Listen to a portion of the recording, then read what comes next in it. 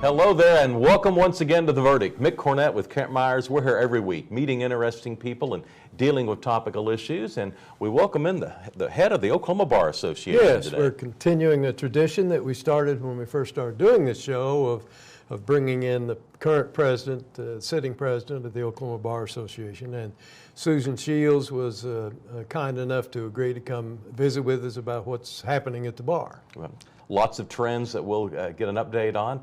You're watching The Verdict. Susan Shields is our guest, and we'll be right back.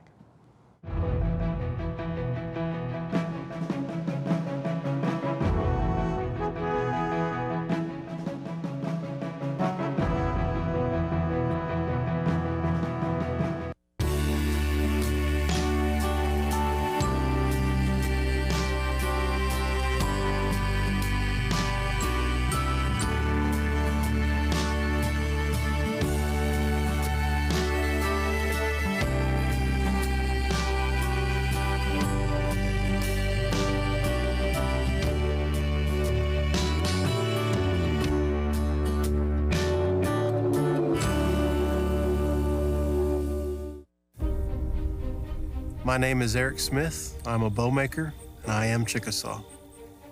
I got a phone call, and they said, we're making a movie, we're interested in some bows and arrows. So when they told me that they were going to try to do everything in this movie to be as historically accurate as humanly possible, I knew that I wanted to be involved.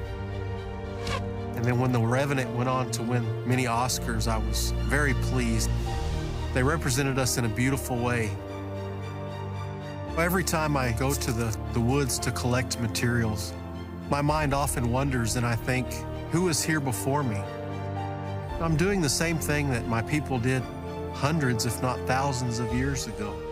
I've always been very aware that I was Chickasaw because it is a great nation. It was, it is, and I believe it always will be. See more stories about the Chickasaw people at profilesofanation.com. One of the best kept secrets about the Post 9/11 GI Bill benefit is that it can be used at a trade school or a technical school, and it doesn't have to be used at a university or college. These are benefits that the veterans have earned through their service, and they should take advantage of it. Veterans really need to understand that there are many resources offered by the Oklahoma Department of Veteran Affairs. They are there to help you find the right school for you, the school that will help you and your family make great steps into your future.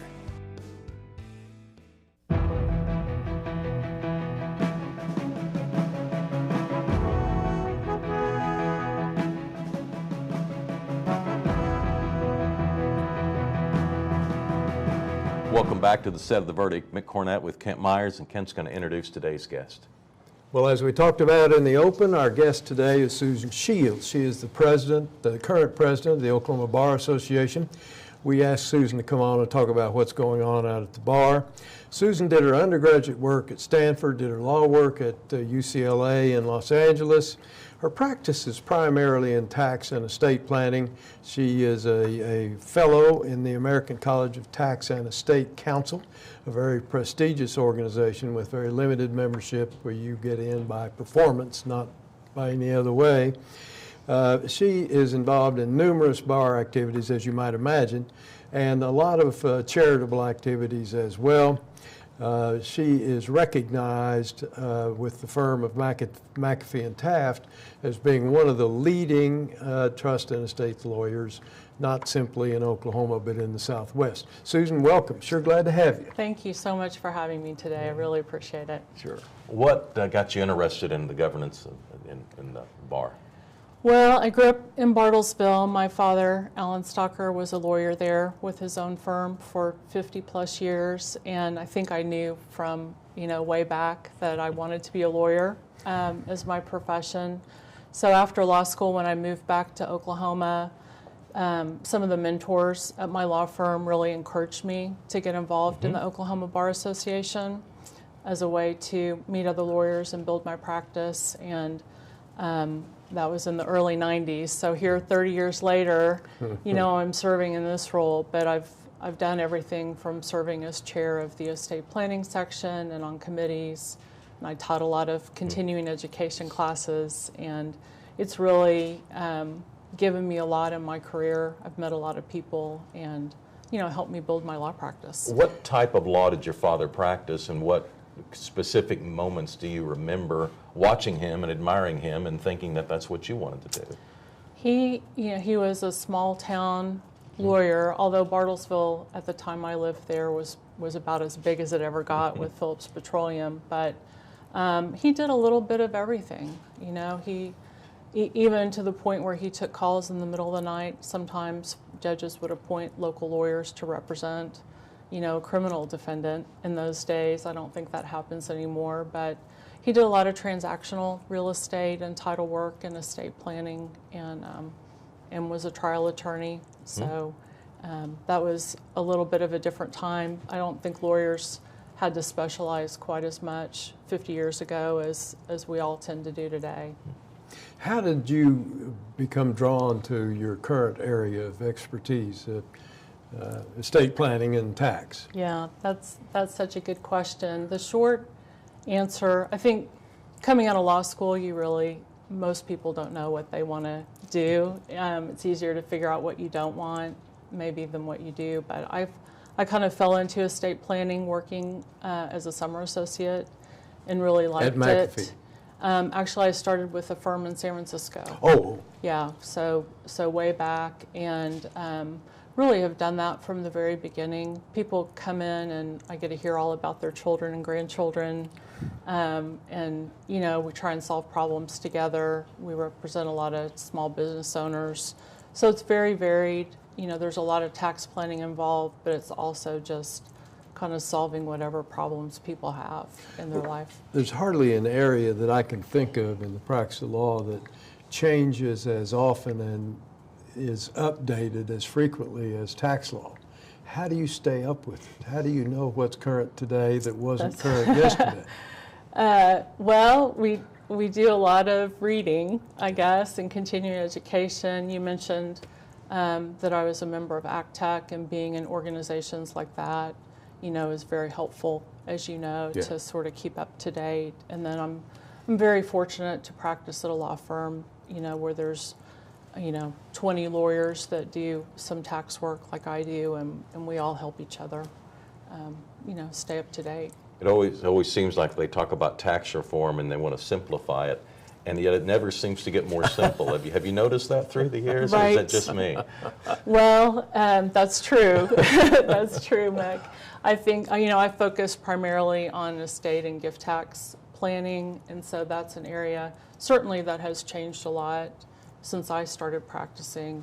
The exemption was $600,000 when I started, and it's over $10 million today. So it's that's been quite a change over the last period of years.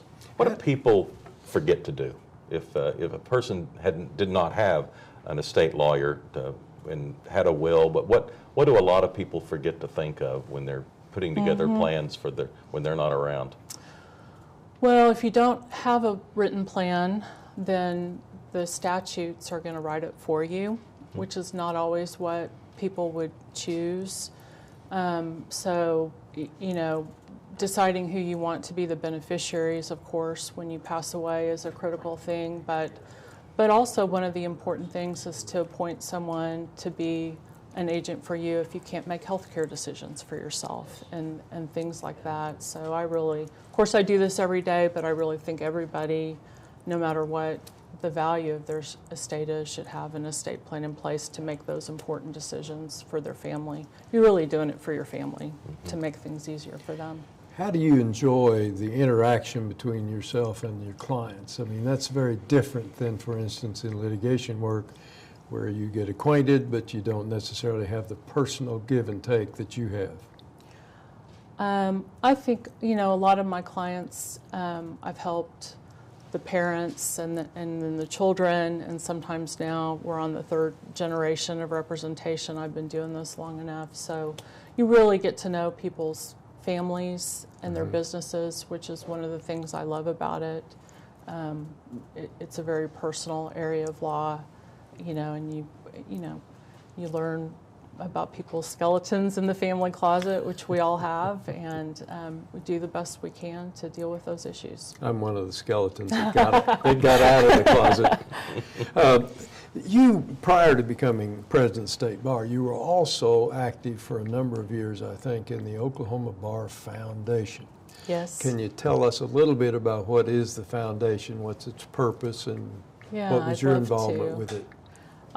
So the Oklahoma Bar Foundation, or the OBF, is the charitable arm of the Bar Association, and when attorneys receive funds in their trust accounts, so retainers from clients, the interest on those goes to the Bar Foundation by statute. So that's one of the way it gets funded, and then through grants and other things. And those monies go out for legal education services to help organizations that maybe deal with drug court or foster care or other legal issues that are law related but impact citizens of Oklahoma. And it's always wonderful to be involved in a charity and get to help decide where the grants go to. It's very rewarding. Well, those donations, I guess, can be sizable from the foundation, or grants from the foundation. They can, I think, and I didn't bring that statistics with me, Oh. but it's over $10 million has been given out in the last 15 or 20 years. So really making a significant impact. And some of the funds go to courthouses to fund things that don't get funded otherwise, like new technology for courtrooms and waiting areas for kids at the juvenile center, and just a lot of good work that the Bar Foundation does. We're really proud of it. Talk a little bit about bar discipline, will you? Briefly. Okay. We just have about a minute left. Sure. The General Counsel's Office, which is run by Gina Hendricks at the Bar Association. She's been on a couple of times. I'm a big fan. She really does a great job and has a great team. So grievances go to that office at the Bar Association, and they investigate. And then if they find that an attorney has done something wrong, or allegedly done something wrong that's serious enough, then there's a commission made up of other people that look at it and decide whether to refer it on. And ultimately, that process, they're very careful, it's very confidential. They take every complaint very seriously, as they should. Yeah. But ultimately, the Supreme Court is the one that decides whether any disciplinary action gets imposed. Susan Shields is the president of the Oklahoma Bar Association. We'll be right back with more.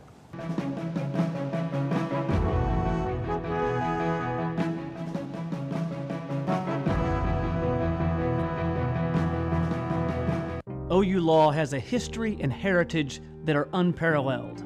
At the University of Oklahoma College of Law, we empower our students to pursue the career of their dreams. We have the highest U.S. News ranking ever achieved by an Oklahoma law school. We are the first law school in the country to launch a college-wide digital initiative.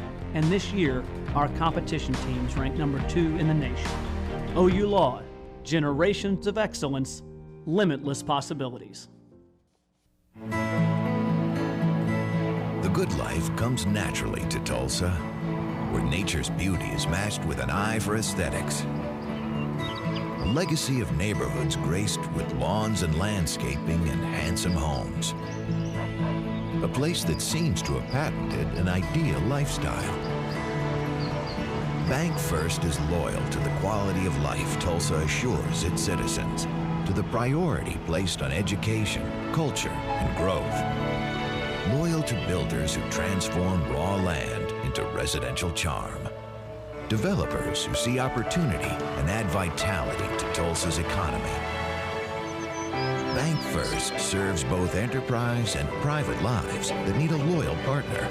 It's how we help nurture this city's very good life. Bank First. Loyal to Oklahoma. Loyal to you.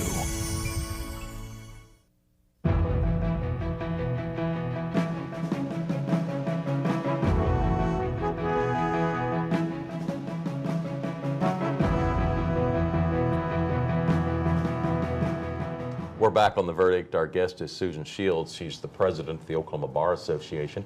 What are your membership numbers? Well, I actually brought that with me, so I could tell you at the beginning of this year, we had about 18,200 members. Wow. Is that Total. up? How was that? That's up. I actually, since we turned over the calendar to a new decade, I actually looked back. So 10 years ago, we had about 14,000, a little over 14,000 members. So about 20% more 10 years later, which is, I think, kind of interesting. You know, we're worried about losing lawyers in Oklahoma to other states. So we've got about 66% of our members are in Oklahoma City and Tulsa, more urban areas, and we're about 2/3 men and about 1/3 women. I don't know what that was 10 years ago, but I imagine there's probably more female lawyers today than there was in the past. And I think another interesting statistic, at least for us at the Bar Association, is that about 60% of our members are over age 50.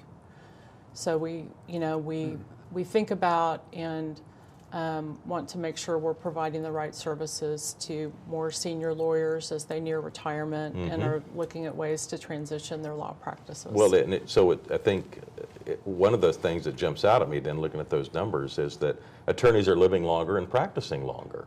That's true, yeah. I think in all professions, but one of the really great things about being a lawyer is that you can do it well into your 70s, and sometimes, you know, people practice into their 80s or more. If you're still enjoying it, there's no real mandatory retirement age. That seems almost counterintuitive when you consider the stress level that's involved in the practice of law that might be a little elevated from other businesses or professions. And yet, apparently, there are ways to manage that stress, ways to deal with it that enables longevity to be present. What do you see as some of the challenges that lawyers are facing from a wellness standpoint? Right. Well, Kent, you mentioned attorney wellness, and that's really my top priority this year, is to raise awareness and do some education about issues that impact attorney wellness. We've got a committee at the Bar Association called the Lawyers Helping Lawyers Assistance Program that's been around for a long time. I think from the late 60s maybe it started, and really there's been a group of very dedicated volunteers that have helped with that over the years. I think you've maybe been involved with that too. A lot of us have. And as these issues become more prevalent and we learn more about the statistics, which are really very alarming.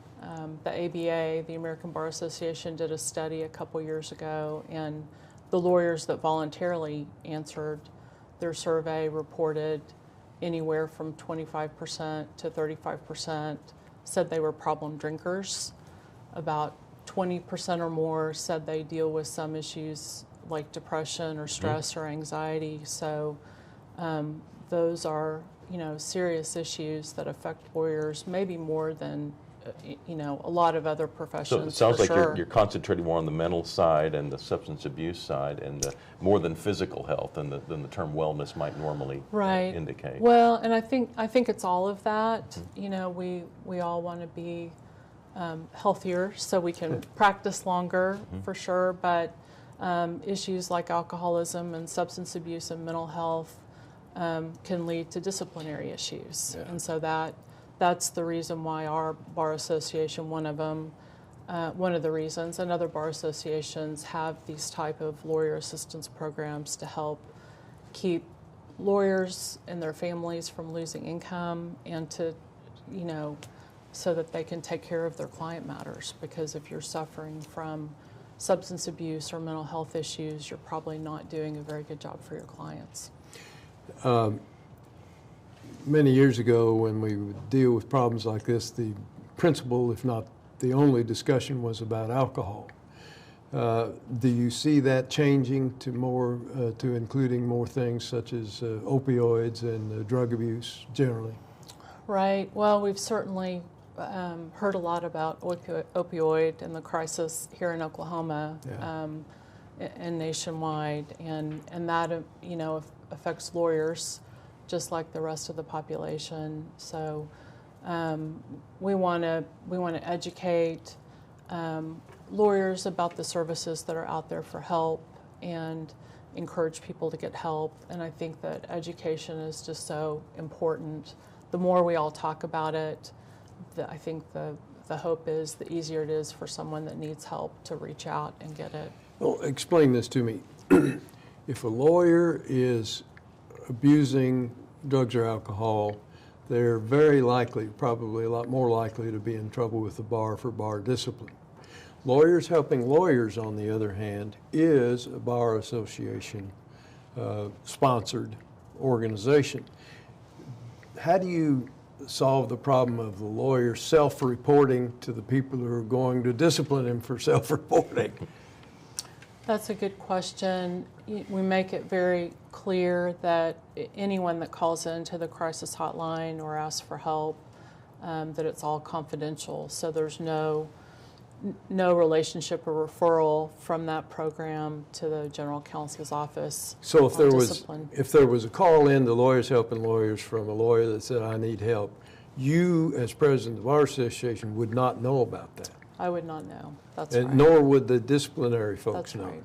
So there's an anonymity aspect to it. Exactly. And that, I guess, is to encourage self-reporting, if you will. I think that's key. And of course, everybody's not going to pick up the phone and dial a crisis hotline. We want that resource to be there. But the people involved in Lawyers Helping Lawyers, these committee members, a lot of them have come through issues of alcoholism in their own lives or substance abuse. And so they're very well suited to go out and talk to people if they can and help guide them to get some help.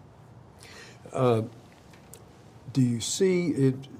I've not seen statistics recently, but years ago there was a much higher rate of abuse among lawyers than the general population.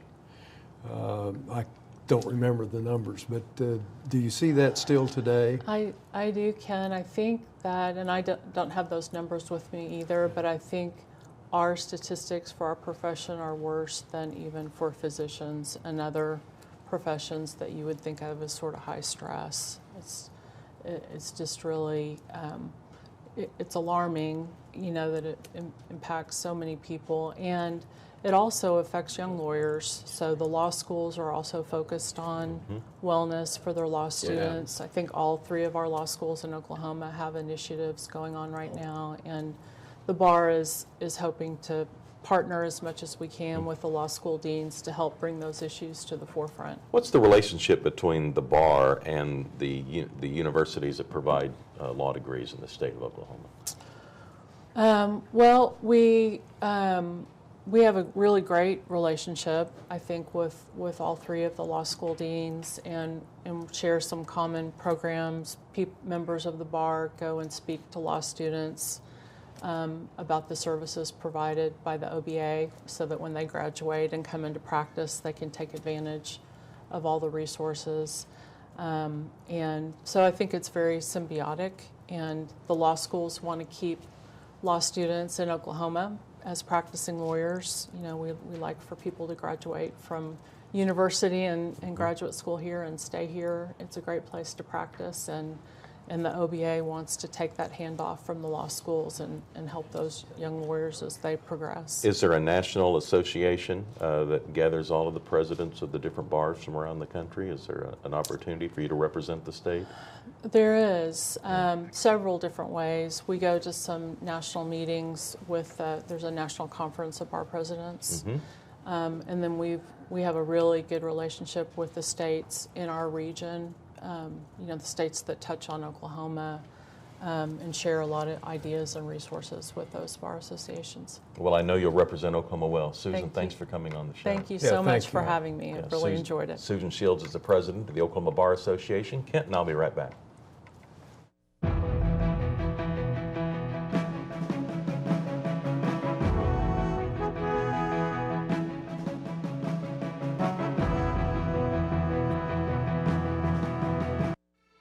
It used to be okay in teachers' lounges.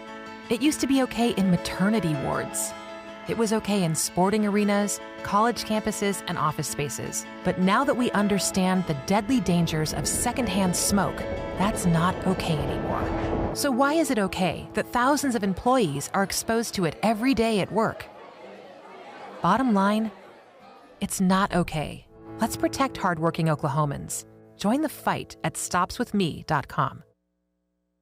All children deserve a life of hope and love, but sometimes they experience a life of pain, neglect, and abuse.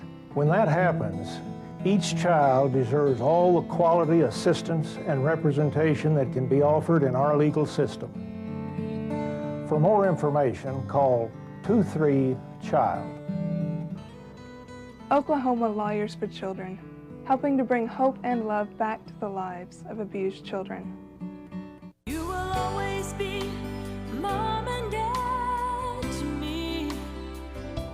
We are a very conservative family, and we believe in old-fashioned family values. We have a loving home there, and we love kids, and we have 5, 6 of our own. And but had no idea we were going to go into adoption, but it's been very gratifying. You will always be mom and dad to me.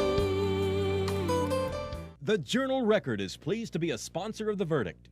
The Journal-Record, since 1903, the best source of Oklahoma business news and legal information.